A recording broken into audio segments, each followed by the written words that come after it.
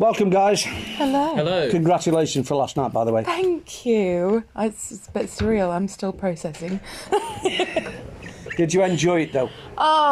Yes. Apart from, yeah. Yeah, the sad elephant in the room. Yeah, exactly, yeah. But Yeah. you enjoyed it as a band. We pulled out all the stops and just put every single inch of ourselves into it, and just There was no lost doubt in my ourselves mind in the that that's music. what was going to happen. Yeah. And he was right there with us, I'm sure. So Yeah. it was amazing. It was a room full of love and community and support, and it was just it was fabulous. Good. I did like the comment you put this morning. Music shouldn't be a competition. Amen. And it wasn't a competition. It was not. No, not. I've been Not really, no. I've been to that before, and I remember seeing you many years ago in Poynton with the Crossroad Blues Band. Yeah. And I said to you then, if you don't win this, there's something wrong, and you didn't win. Bless you. I remember because you got Marcus playing with it, yeah. And I was blown away by that band, and you didn't win. Oh, bless you. Yeah. It's, So you finally, done a lot of things since then. Yeah, well, yeah. So it feels so much longer ago than it actually was, I feel. I don't know, it was quite a few years ago. Before Before lockdown. COVID, yeah. But anyway. The before times. Yeah. So, but you enjoyed it. Yeah. And With my whole heart, yeah. It's fabulous. Good. So you're pleased to be going to Memphis? Is this something that you always wanted to do? Yeah, I've always wanted to go to Memphis for sure. Yeah. Beale Street, the holy ground. Yeah. But also for me, absolute top 10 bucket list things is visiting the Stax Museum. Yeah. That's on mine as well, bucket list. So I'm going to make that happen. Yeah. I've done a lot of America, but we were planning on doing that next year. But things have got in the way. Yeah. We were going to do Chicago down to New Orleans and Memphis, and then go all the way to Clarksdale and do all that bit. Yeah. But it'll still be there. Oh, yeah. It's still, yeah.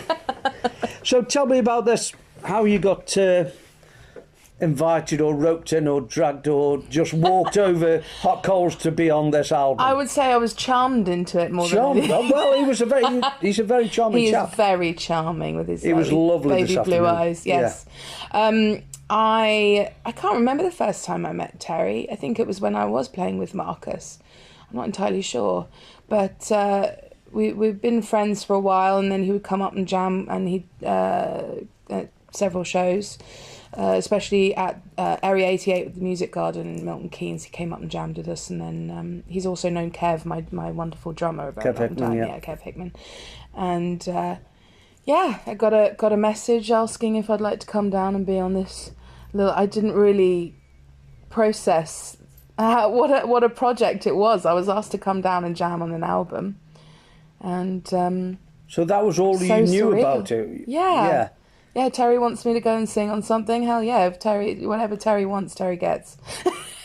Yeah, I can understand how it can be very persuasive. Yeah, but he has that aura of where he can be persuasive without being persuasive. Oh Yeah. So he did tell me today that the singers chose the songs. Is that correct? So what, for the listeners or the readers who will read this, what did you choose and why? Well, Krissy and I are doing Hoochie Coochie Man. Yeah. I think, was that your choice? That was one of your choices? Yeah, well, there was no plan for this album. I called Terry the week before and went, what? So what? I need to prepare, so I want to come prepared. Yeah. Can I got the job? Oh, no, don't worry about it. Okay. So we turned up here and we were all talking. What's going on? Fuck knows. That is the usual term. Yeah, and we were. It was very much talking like about doing a duet. he caught lightning in a bottle that day, I think. He Really. did catch lightning in a bottle. Yeah. We talked about Alice and me doing a duet, and when stuff like that, you've got to choose songs that are kind of more known, that people know. Yeah. There's a high chance that we both know Hoochie Coochie Man rather than some obscure Skip James song from the, you've got to choose. Yeah, stuff. I would have loved to somebody just go, let's throw an obscure Skip James on. Yeah. Yeah, I do. Yeah, that's right. Yeah. Well, Hoochie Coochie Man is a classic, isn't it? Yes, lightning in a bottle and all stuff like that. So is that one of your favourite tracks, both of you? What you'd picked? I've always loved the song, and I think we work quite well it's together a on it. classic. On the Well, yeah, fun. I listened to the album and I reviewed it, and fab. it's pretty damn good. To say the least, it is a pretty damn good album. Wow. And like Terry was saying, did you feel the vibe? Did you like the recording of it live, as opposed to overdubs and all that? Yeah, or... I mean, I adore recording as live as possible, but it also the pressure is on, absolutely on to get it right, and no bum notes, which is scary. Yeah. Well, yeah. How about you, Krissy? Do you like that kind of recording, or? Yeah, especially for what we were doing. I thought it was the best way to go for it, and yeah, of course you get an element of red light fever that Alice was saying, but we're all kind of friends here, so we were all relaxed, and we knew that if there was any fucking bum notes, at the end, who fucking cares? This is a blues album of friends getting together, Exactly, and it is what it is. Yeah, luckily it turned out pretty good because you've got good musicians here that are professionals and generally know what they're doing. Yeah, to some extent. It's nice to keep the music being a wild animal. Yeah. Rather than trying to chain it down too much. Mistakes are cool. Yeah. Anyway, well, that's what exactly. gives it character. Yeah. When you go to see a live performance, you don't expect a studio performance. So you don't want them to perform it exactly like the album. Otherwise, why bother coming at all? You could have just exactly. stayed at home and listened to the album. If you drop a note, or it doesn't matter, does it? Sure. That's real. Yeah.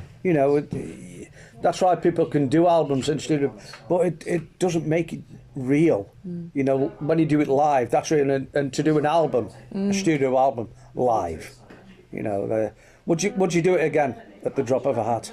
Every day of the week. Every day of the week. Stupid question, really. Yeah, stupid question. Well, I mean, look where we are. I We get to work in the best studio in the business. Yeah, I sat there Stunning. earlier chatting to Terry, and Adam was explaining about the desk, and so I'm just in Wonderland. I've been in here a couple of times, but I've never been in here. Yeah. So I was in, as a fan, and as a writer, I was in Wonderland. Yeah. For sure. So is that the same for you as artists? Oh, for sure. Yeah. Yeah. Oh my God! If you go back just 2 years and tell me that I would be sitting in this room, I'd laugh at your face. Really? Yeah. Oh yeah, absolutely. It's still surreal.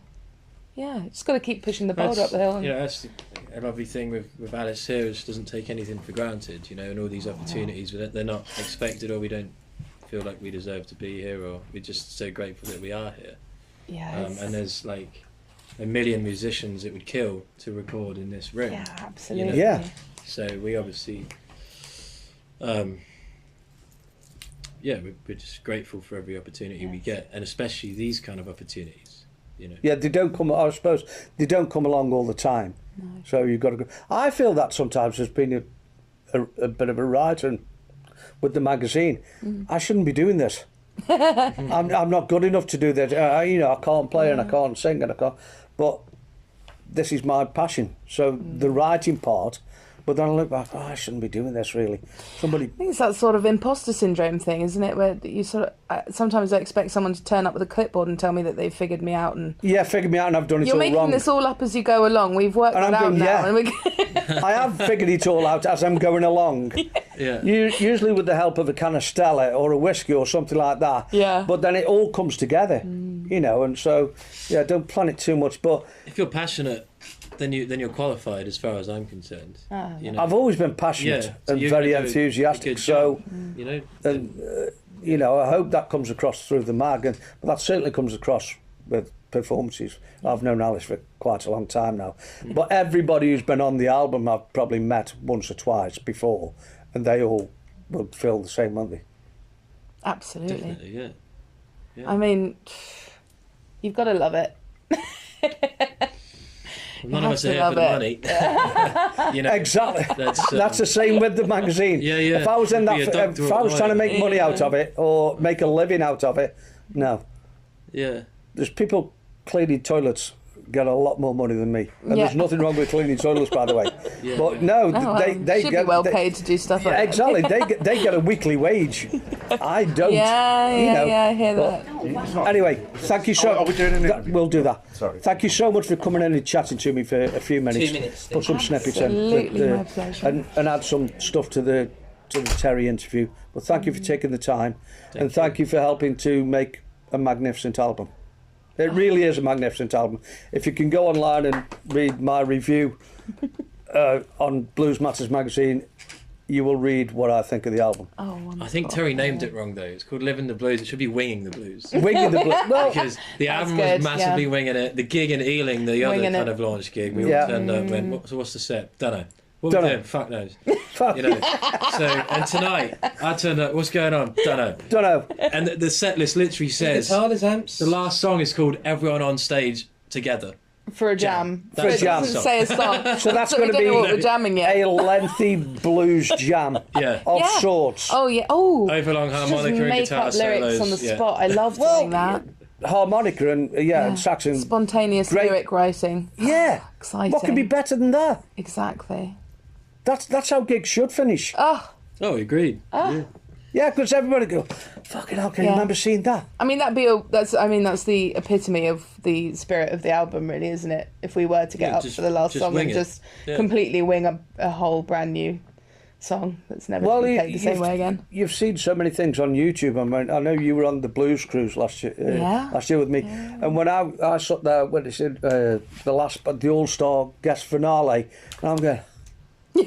I normally see this on YouTube, Yeah. and I'm standing here watching right Bonham there. Master and Rhys Wan, clear as you know, day. and all them people, and Jimmy Vivino and Kingfish, and you going, Oh, even better, watching it from a pool.